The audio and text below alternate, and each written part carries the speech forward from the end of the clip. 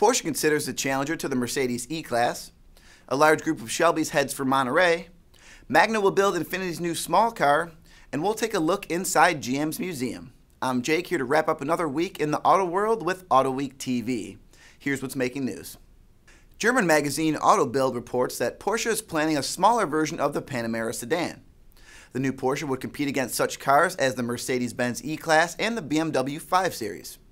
The new Porsche will be ready to go by 2017 at the latest and would cost in the neighborhood of $90,000, the magazine said. It did not cite any sources. A Porsche spokesman said the car maker has considered several ideas for a 6 model, but hasn't made any decisions. Porsche is on track to launch the Macan SUV next year. This year marks the 50th anniversary of the Shelby Cobra, a milestone that will be honored at the Monterey Motorsports Reunion in August.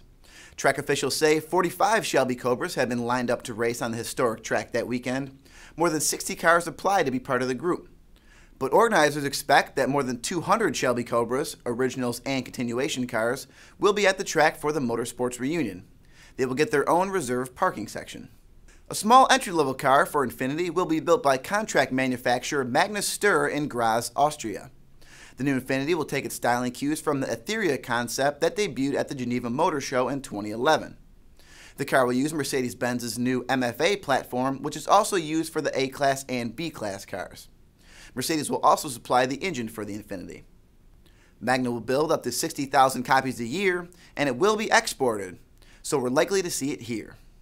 That's the news for this week. Don't forget to take Mom out this weekend and let her enjoy the drive. Now, take a couple of minutes as we get an inside look at GM's private car museum, the Heritage Center. We'll see you on Monday.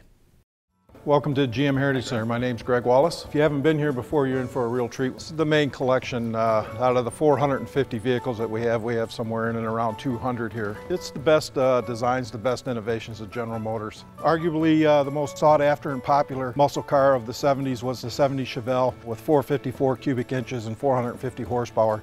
And this is the 70 El Camino that goes with it. And it features the big block engine. This is the Y job. Y is a designation for experimental aircraft. When you look at this car, it's got a lot of aircraft-inspired designs, from a bomb sight style hood ornament, smaller tires on the car. The road system's got a whole lot better during this period of time, so the tires got smaller. When you look at the earlier cars, they had very tall tires, and that's because they had to traverse very rough roads. Some of the more popular vehicles and designs were the Firebird project. First one you see up here is a one-seater. Has a Whirlfire jet aircraft or gas turbine engine. Being a single-seater, it doesn't make it practical for everyday transportation, so Firebird 2 is a 4-seat car. But as you can see, very 50s aircraft inspired. This is Firebird 3, and this is the last of the series. And you'll notice it doesn't have a steering wheel. It has a joystick. You push the joystick forward to go forward, turn it to the right to go right. Features the GM aircraft logo on the back, which all of them do. GM had built aircraft during World War II. It had been instrumental in aircraft design and stuff throughout the 40s. This is a Sabre, 1951, and it has twin tanks, gasoline on one side, alcohol on the other. Let me show you one of the most unique features of this car, and it's the headlamp.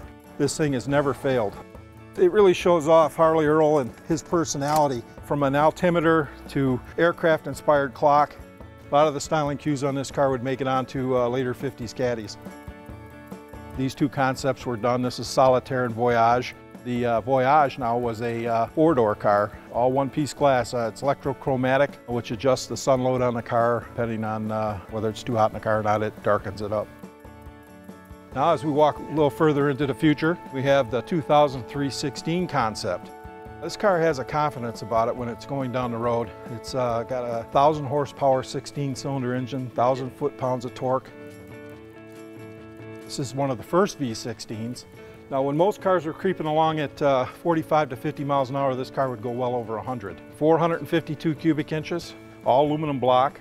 One of the more unique styling features to it, it has lights that turn with the direction of the steering. This is the Camaro concept, and when you look at this car, you can see it's no secret that it looks a lot like the 69 or the first-gen Camaros. Coming down the Corvette aisle, you'll see a production 63 Corvette Roadster along with a production 63 Corvette Coupe. The car next to it, the Mako Shark, now is the inspiration for these two cars. When you look at this car, it's got a very unique paint job on it. One of the most interesting stories, Bill Mitchell had them paint this car. He wasn't satisfied with it. They painted it 4 or 5 times and he still didn't like it, so he was going on a business trip. He wanted it to match a game fish that he had on his office wall. And when they painted the fish to match the car, then he was happy with it. As you can see here, this is a very unique vehicle, and this is one of GM's first fuel cell powered vehicles, if it's not the first one. A lot of people think this is all new technology, but this is something that they've been experimenting with since the 60s. Of the 450 heritage vehicles that we have, about 170 of them are displayed here in a very easy to look at, unobstructed display. They've built some great cars and continue to do so today. Catch all the latest auto enthusiast news at Autoweek.com, in Autoweek Magazine and iPad Edition. Talk with us on Facebook, YouTube, and Twitter at Autoweek USA.